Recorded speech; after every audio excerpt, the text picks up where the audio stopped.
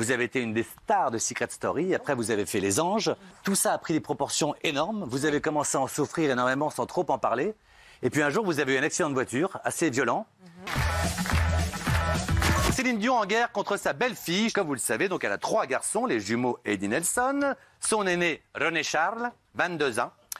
Et malheureusement, il ressemble un petit peu à son père. Il a pris de mauvaises choses de son père. L'addiction au jeu. Son père, c'était des poker, mais au point même que Céline Dion devait rembourser des ardoises gigantesques. Lui, c'est la machine poker, mais il y passe un temps fou. Et on avait dit effectivement, sa mère espérait qu'il soit plutôt manager de sa tournée. Et il avait dit non. Après, il avait dit qu'il sortirait un EP, un disque, un peu rap. Ça n'a pas marché. Aujourd'hui, bref, il est avec sa copine et il passe ses journées dans un hôtel à Vegas à claquer du pognon pendant que maman est dépressive. Bon, il joue énormément depuis quelques années. Simplement, c'est quelqu'un qui était multimillionnaire avant même de naître. Ouais. Bon, c'est comme les fils Beckham, c'est comme tout un tas de fils de personnalités, de célébrités. Ils sont tous un peu allumés, mais ils sont pleins aux as. Donc là, c'est juste deux jeunes gens pleins aux as qui dépensent de l'argent. Elle est la fille d'un tenancier, enfin d'un patron de casino. C'est très grave, mon cher. Un gamin de 22 ans qui passe ses journées à claquer du pognon et qui est addict au jeu. Mais qui dit qu'il passe ses journées? Est-ce qu'on est dans le casino à l'observer, etc. C'est un gars qui s'est émancipé de sa maman. Il a refusé d'être son manager. Il a la fibre musicale parce qu'il a fait du rap. Et tout à l'heure, tu as été dur, tu as dit il fait rien du tout. De l'avis unanime de tout un tas de spécialistes, sa musique est vraiment pas mal du tout. Il s'appelle Big T. Ouais. D'ailleurs, il s'appelle Merci Angélil. Oui. Ah ouais, le ringard. Mais ça vend pas du tout, mais ça n'a rien vendu. C'est critique musicale. Il n'y a que les ventes qui comptent. Il n'y a que les ventes qui comptent. Ah ça y est, elle est sur 35 maintenant. Ça va, mais la qualité. Et la qualité. Oh là là. Marie Garé a gagné la saison 5 de Secret Story il y a une dizaine d'années. C'est Marie! En plus d'avoir empoché au passage la coquette somme de 190 000 €, la jeune femme est devenue instantanément célèbre. C'est clair? Pour tout le monde.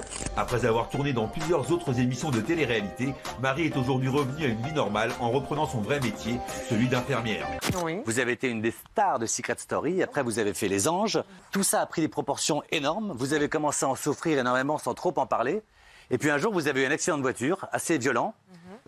Qui a fait qu'il y a dû y avoir de la chirurgie réparatrice. Exactement. Les gens vous ont vu sur les réseaux et vous ont insulté. Elle a fait de la chirurgie esthétique. Ouais. Et là, on a été proche de la tentative de suicide. Bah, déjà, je suis toujours reconnue dans la rue. Sauf qu'avant, j'étais adulée. Aujourd'hui, je me fais insulter de tous les noms. C'est une blague, mais pourquoi? Mais encore Transcrit à la télé. Je ressemble à rien parce que, infirmière et télé-réalité, ça ne va pas ensemble, tout simplement. Donc vous avez des patients qui vous le disent quand vous arrivez parfois? En fait, j'ai des patients qui ont changé d'infirmière, carrément. C'est une blague. Parce qu'en fait, il faut toujours en prouver 10 fois plus qu'une personne lambda. Retourner dans la lumière, plus jamais? Non, plus jamais. Plus jamais. Je suis encore malheureusement dans la lumière, mais dans la mauvaise lumière. À savoir que je rencontre des gens, je ne sais jamais si les gens sont là pour moi, pour ma notoriété ou parce qu'ils pensent que j'ai de l'argent. Et je peux vous poser une question assez étonnante quand même. Ouais. Si aujourd'hui vous voulez vraiment essayer de faire en sorte que plus personne vous reconnaisse dans la rue, et que la lumière vous a fait du mal, je suis très heureux de vous avoir sur ce plateau, mais il y a entre 6 millions et 15 millions de personnes qui nous regardent et qui vont forcément vous reconnaître et remettre 1 euro dans la machine, dans la ville où vous habitez. C'est parce que c'est important d'en parler. D'accord. Justement pour les générations futures, pour les filles qui, à l'heure actuelle, rêvent de faire de la télé-réalité, il faut savoir que ça colle à la peau toute une vie. Mais si Secret Story revient, pardon, je te donne la parole, si Secret Story revient aujourd'hui et qu'ils prennent des golds, comme on dit, des anciens et des nouveaux, des all-stars, merci, tu y vas ou pas? Non. Jamais de la vie.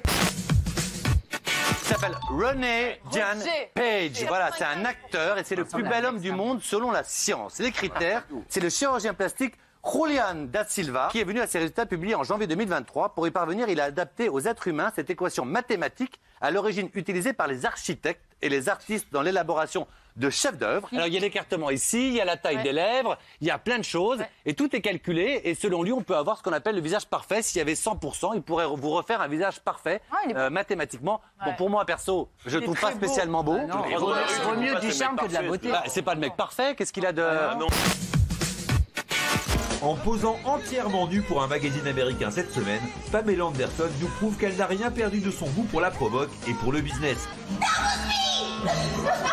Car cette semaine, c'est également la sortie événement de son autobiographie Love et surtout de son documentaire sur Netflix dans lequel l'actrice de 55 ans se met aussi à nu, mais émotionnellement cette fois-ci. Dans ce film de 2 heures, l'actrice d'Alerte à Malibu revient entre autres sur son adolescence très difficile au cours de laquelle elle a été violée par un homme de 25 ans. Très bien, merci beaucoup d'être avec nous. Ouais. Vous étiez attaché de presse ? Bien sûr, à l'époque. Mais vraiment dans les années en plus, Alerte à Malibu, au moment où ça cartonnait? Ah ouais, à partir de février 97, je me suis occupé de la sortie de son livre. Ouais. Elle était venue en France, etc. Elle était adorable d'ailleurs. Hein. Très Elle est sympathique. adorable dans la vie? Ah oui, adorable. Sympathique comme tout, avec des sujets. Et puis, elle était dans son conte de fées, parce que c'est un conte de fées, elle me l'a souvent expliqué. Quand elle est repérée, elle démarre sa carrière de manière hasardeuse en 1988. Elle a un t-shirt avec une marque de bière. Ouais. Et le cadreur, un des réalisateurs, la prend au milieu du public. Ouais. Dans un match de basketball. Exact, à Vancouver, absolument. Et à partir de là, il la repère. Et il y a tellement d'audience au moment où elle est avec la marque C'est de le bière kiss sur le machin, t-shirt. la kiss caméra. Là. C'est fantastique. Ouais. Et d'un seul coup, finalement, la marque de bière l'engage. Ouais. Et elle, tout de suite, elle ira faire les photos pour Playboy. Et Playboy, il appelle derrière pour lui Tout de dire mais la suite, marque de bière est à partir géniale. de 89, Voilà. elle commence ses couves de Playboy. Elle en a fait 14, plus tous les hors-séries. Ça représente à peu près 25 couves. Vous savez, c'est un jeu de rôle. Il y a une composition parmi toutes les grandes personnalités de la planète. Souvent, quand elles font des carrières comme ça, fulgurantes, avec un succès planétaire, d'abord, il y a des hommes d'affaires derrière. Et c'est un jeu de rôle. Elle joue un personnage. Ouais, bien sûr. Il ne faut jamais l'oublier.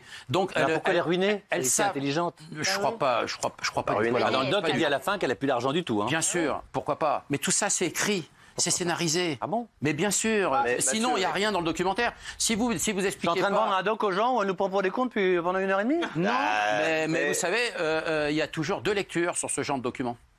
Et alors, le fameux Tommy Lee, qui était son mari, à la fin, ils se battent. Elle appelle la police. Lui va en prison. Il n'a pas le droit de voir ses enfants. Enfin, c'est un peu compliqué. Ses 2 fils qui tournent maintenant. Et elle dit que Tommy Lee, la dernière année de Baywatch, Alerte à Malibu, c'était tellement compliqué. Il venait en régie tout le temps. Il était derrière la caméra. Il regardait en permanence pour qu'il n'y ait aucune scène où elle embrasse quelqu'un d'autre. Sinon, il hurlait, il cassait tout dans les loges. malade. C'est aussi à cause de lui qu'elle a arrêté. Bon, bref, c'était un malade. Ouais, mais hein.